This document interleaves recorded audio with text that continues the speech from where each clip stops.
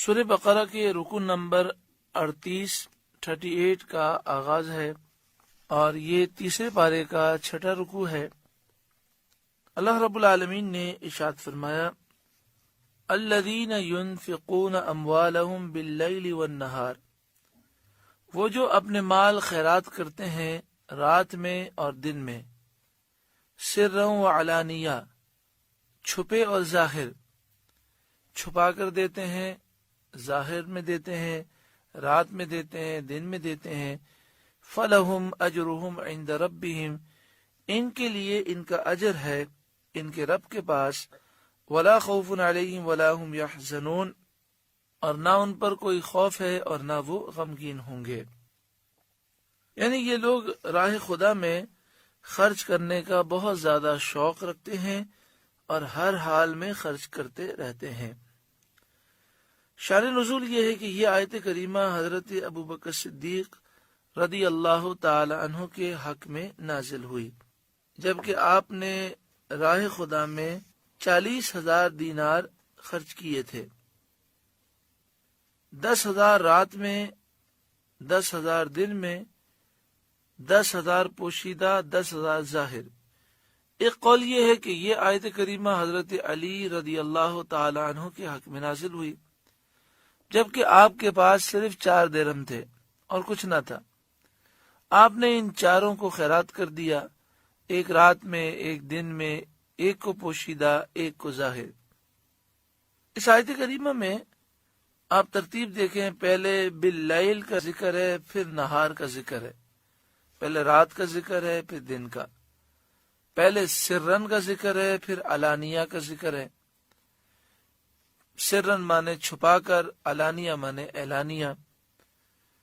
تو اس میں اشارہ یہ ہے کہ چھپا کر دینا ظاہر کر کے دینے سے افضل ہے۔ الذین یأکلون الربا، وہ جو سود کھاتے ہیں، لا یقومون الا کما یقوم الذی یتخبطہ الشیطان من المس، قیامت کے دن نہ کھڑے ہوں گے مگر جیسے کھڑا ہوتا ہے وہ جسے آسیب نے چھو کر مخبوط بنا دیا ہو۔ جس طرح آسیب زدہ جس پر جن کا سایہ ہو سیدھا کھڑا نہیں ہو سکتا، گرتا پڑتا چلتا ہے، قیامت کے روز سود خوروں کا یہی حال ہوگا۔ اس آیت میں سود کی حرمت ہے اور سود خوروں کی شامت کا بیان ہے۔ سود کو حرام فرمانے میں بہت حکمتیں ہیں۔ بعض ان میں سے یہ ہیں کہ سود میں جو زیادتی لی جاتی ہے وہ مالی معاوضے میں ایک مقدار مال کا بغیر بدل اور عوض کے لینا ہے، اور یہ سری ناانصافی ہے۔ مثلا کوئی شخص کسی کو 1,00,000 روپے دیتا ہے اور بطور قرض دیتا ہے، اور وہ کہتا ہے کہ آپ 3 مہینے کے بعد اسے واپس کریں گے، لیکن میں 1,00,000 روپے کے بجائے 1,25,00,000 روپے لوں گا۔ تو دیکھیں، 1,00,000 کے بدلے میں 1,00,000، یہ تو عوض ہو گیا 1,00,000 کے بدلے میں 1,00,000، لیکن جو اس نے 25,000 روپے زائد لیے ہیں وہ کسی بدل کے بغیر ہے، اور یہ سری ناانصافی ہے۔ دوسری بات یہ کہ سود کا رواج بزنس کو خراب کرتا ہے، کیونکہ سود خور کو بغیر محنت کے جب مال حاصل ہو جاتا ہے تو تجارت کی تکلیف کون اٹھائے گا، اور تجارت میں، بزنس میں جو نفع نقصان کے خطرات ہیں وہ کون اپنے سر پہ لے گا۔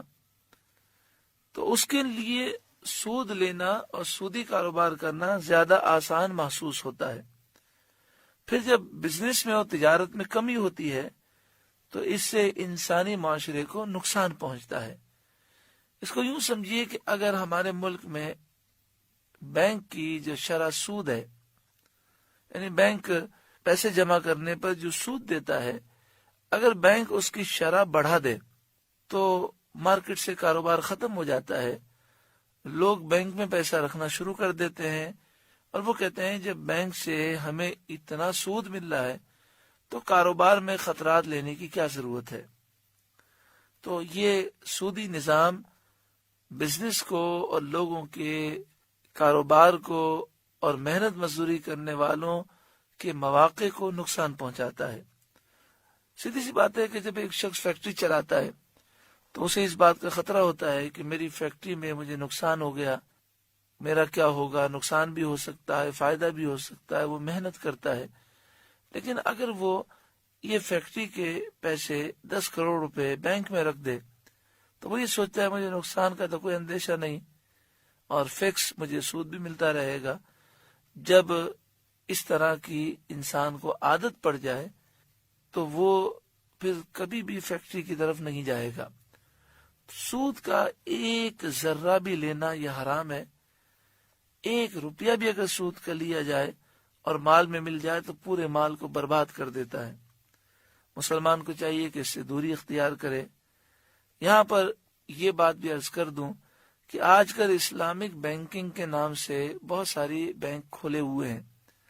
ہمارے اکثر علماء اور مشائخ کا اس سے اختلاف ہے، اور وہ یہ کہتے ہیں کہ اسلامی بینکنگ میں جو نظام ہے وہ نظام بھی سودی ہے، مکمل اسلامی نہیں ہے، لہذا اس سے بھی اجتناب کرنا چاہیے اور وہاں کے جو معاملات ہیں اس سے دور رہیں۔